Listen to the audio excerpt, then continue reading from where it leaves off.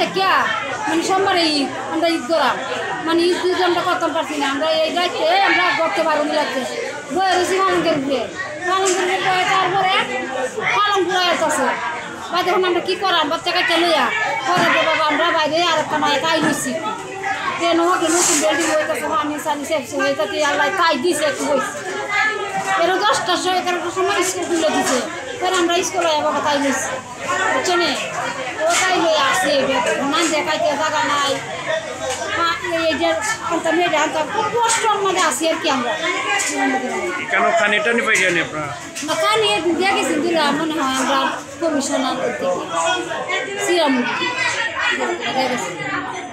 আর এর ভিতরে মনে করো আমি দিন আসি মানুষ আমরা আসি 60 জন আজ তো 3 দিন ধরে 3 দিনের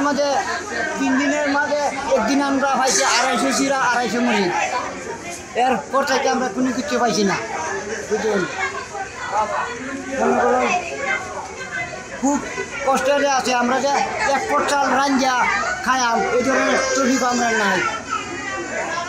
কারণ আপনারা সরকার আসুন আমরা দিকে কিছু নজর যদি না নিন আমরা বাদন মতন তরিক নাই এই রাতে বাদান আর কি করাম আর বাজে বসুন কথা করে লাভ নাই হাতার মানে বাসা খুব শান্তি করে রাত্রে ঘুমাইছি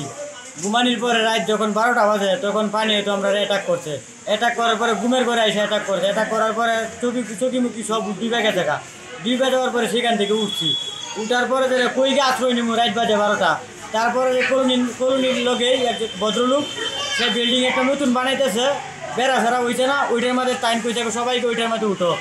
সবাইকে ওইটার মধ্যে উঠলাম উঠার পরে কোনো রকম রাত্রে কাটানোর পরে স্কুল কেউ খুলে যায় না খুব কাপজাপ করে আমরা স্কুল খুললাম খোলার পরে 11টার দিকে স্কুল এলাম স্কুলে দেখি জায়গা হলো না এখন যে খামু চারটা রান্ধা হে বাও নাই গ্যাস গুস কুন্তা নাই কী দিয়ে খামু লাকড়ি গ্যাসে রান্ধি লাকড়ি তো বাও করি নাই চুলারও তো দরকার গ্যাস গুস কুন্তা নাই কী দিয়ে যে রানমু কী দিয়ে যে খাইমু তার কোনো বাও নাই এরপরে আরেক কাহিনী ওই 15 দিন 20 দিন স্কুলে থাকমু আবার কলোনিতে যামু যাইতে মালিক কেয়ারটেকার দাতা মাইরা ধরবো ধরে বলে ভাড়া দে কিছু কই বা 500 টাকা ছাড় দো 500 টাকাও ছাড়ো নাই তাকে থাক না থাকে নাই পুষলে থাক না পুষলে যা একদিন মনে হয় আধা কেজি চিরা 250 গ্রাম মুড়ি দিয়া পাঠাইছে এই একজন খাইতে পারবো আরেকজন খাইতে পারবো না এমনও মিলিয়েছে 8 জন 9 জন মানুষ তারা যে কী করবো কোনো বুঝা কুলাইতে পারতেছে না মানুষ পাগলের মতন হয়ে গেছে কিন্তু সরকার থেকে কোনো অনুদান নাই কোনো কিছু নাই কেউ দেখেই নাই আমরা যে এখানে আছি আমরা যে বাংলাদেশের মানুষ আমরা কোনো মূল্যই নেই এতটুকু বোঝা গেল ওই পানি উঠাতে আল্লাহ পানি দিয়েছেন বলে আমরা বুঝলাম যে আমরা যে বাংলাদেশের মানুষ এর ভিতরে কোনো মূল্যই নাই এতটুকু বোঝা গেল আমরা ভাই কী করবো অনেক অসহায় কী করবো আমরা কাজ কাম করতে না পানি